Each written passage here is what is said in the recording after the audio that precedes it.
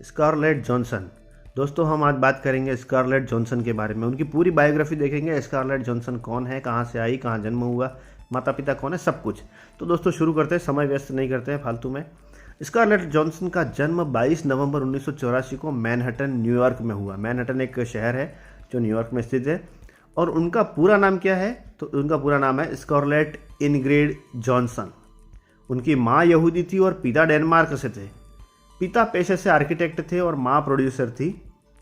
लेकिन जब स्कारलेट 13 साल की थी तब उनके माता पिता का तलाक हो गया।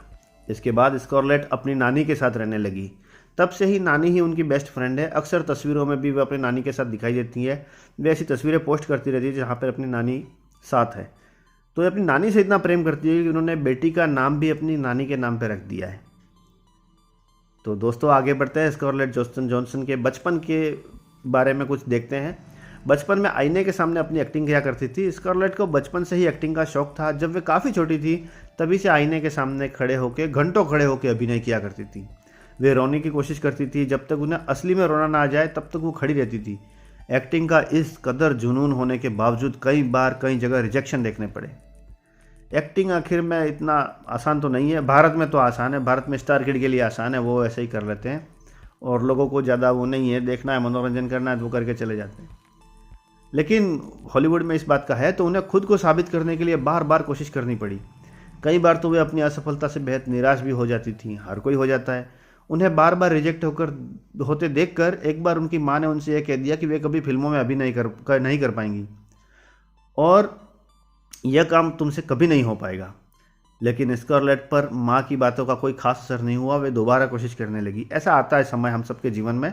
लोग मना करते हैं, भाई तू रहने दे यार, इतनी बार फेल हो गया, नहीं हो पाएगा। लेकिन करने वाले तो बस करते ही रहते हैं, वो किसी की नहीं सुनते। लेकिन एक समय ऐसा है जब स्कारलेट पर रिजेक्शन का कोई असर नहीं हो रहा था। जुमांजी जैसी बड़ी फिल्में हो, जुमांजी लगभग बहुत लोगों ने देख रखी है बचपन में, तो जुमांजी जैसी बड़ी फिल्म से भी उसको बाहर कर दिया गया। लेकिन कोई रिजेक्शन उनकी हिम्मत को नहीं तोड़ पाया, ना ही सफलता की राह का कोई रोड़ा बन पाया। इस बारे में स्कारलेट जॉनसन का कहना है कि हर रिजेक्शन के बाद उन्हें बुरा लगता था। कि वे सोचती थी कि यार उन्होंने क्या सोचा, पॉजिटिव सोचा। उन्होंने ये सोचा कि मेरा नहीं, इसमें सामने वाले का ही नुकसान है, वो मुझे नहीं ले रहा है तो उसका नुकसान है, तो फिर बुरा क्यों मानना। लेकिन समय बीतता गया, दिन बीतते गए, रिजेक्शन और भी होते रहे। धीरे धीरे विज्ञापन में उनको काम मिलने लगा, एडवर्टाइजमेंट मिलने लगे। कुछ दिन में थिएटर में भी उन्होंने एक्टिंग की। 1993 में एक लेट नाइट टीवी शो में भी वो नजर आई। इसके बाद नॉर्थ से उन्होंने अपना फिल्मी डेब्यू किया जो 1994 में रिलीज हुई थी। तो नॉर्थ जो मूवी आई थी उसमें उन्होंने, लेकिन वो उसमें अभिनय किया, लेकिन वो एक बच्चे के रूप में था। आखिर 84 में जन्म हुआ तो 10 साल की तो थी वो। लेकिन उनका काम लोगों को पसंद आया। उन्होंने कई लीड रोल भी मिले उनको, और लीड रोल में एक प्रेजेंट टीनेजर के किरदार के रूप में वो दिखाई दी। इसके बाद एक फिल्म आई, उसमें था लॉस्ट इन ट्रांसलेशन। हॉलीवुड में एक नई पहचान मिली इस फिल्म से उनको, और ये फिल्म आई तब उनकी 18 साल की उम्र थी। और क्रिटिक्स से इस किरदार के लिए खूब तारीफ मिली, जो समीक्षा थी उसको अच्छा मिला। फिर आया girl with a pearl ring.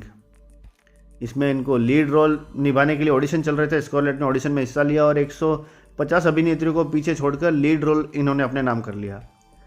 और इसके बाद उन्हें पीछे मुड़ के नहीं देखा। इसके बाद वो आगे बढ़ती ही चली गई। तो स्कारलेट जॉनसन की एक बहन भी है जिसका नाम है वेनेसा जॉनसन, और उन्होंने अपने स्कूल की जो शिक्षा है वो चिल्ड्रन स्कूल मैनहट्टन से पूरी की थी। लेकिन आपको याद हो ना हो, इनकी 2-3-4 मूवी आई। इसके बाद जो पहले नॉर्थ मैंने बताई 1994 में आई थी। इसके बाद उन्होंने एक फिल्म आई जस्ट कॉज। इसके बाद आई इफ़ लूसी फेल। इसके बाद आई मैनी एंड लो। ऐसी कुछ फिल्में थी, उनमें उन्होंने अपनी भूमिका हासिल की, उन्होंने काम किया। लेकिन वो सब बच्चों के रूप में किया था उन्होंने। लेकिन इसके बाद उनको लगा कि उन्हें एक प्रोफेशनल ट्रेनिंग लेनी चाहिए एक्टिंग की। तो सन 2002 में उन्होंने मैनहट्टन से प्रोफेशनल चिल्ड्रंस स्कूल में दाखिला लिया और एडमिशन लिया, और वहाँ पर उन्होंने प्रशिक्षण शुरू किया। 2003 में अपनी स्नातक पढ़ाई पूरी करने के बाद कॉमेडी ड्रामा फिल्म आई थी लास्ट इन ट्रांसलेशन।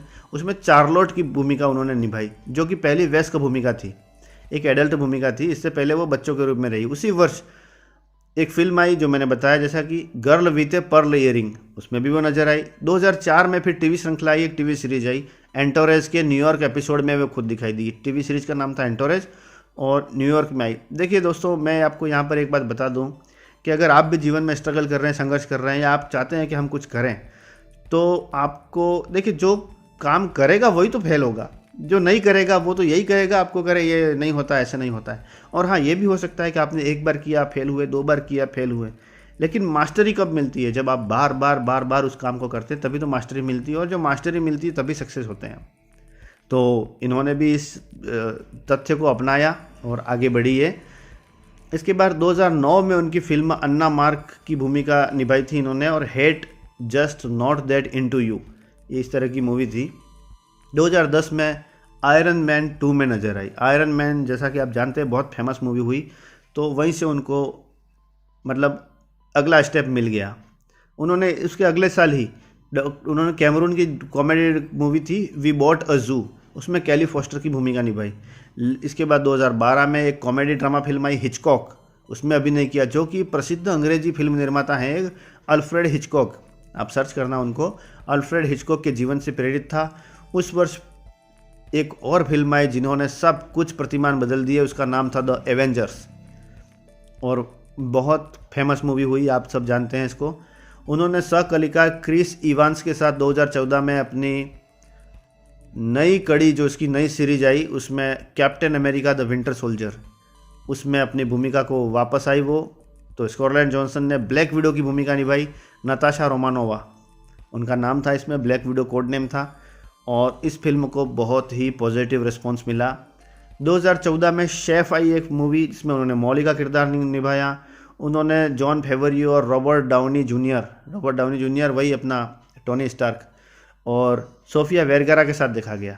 इसके बाद एक लूसी मूवी आई, जो बहुत फेमस हुई भाई। लूसी मूवी नहीं देखी है तो आप ज़रूर देखिए लूसी, बहुत ही बढ़िया एक साइंस फिक्शन फिल्म है। ये 2014 में, जुलाई 2014 में रिलीज़ हुई थी, बहुत ही बढ़िया मूवी है।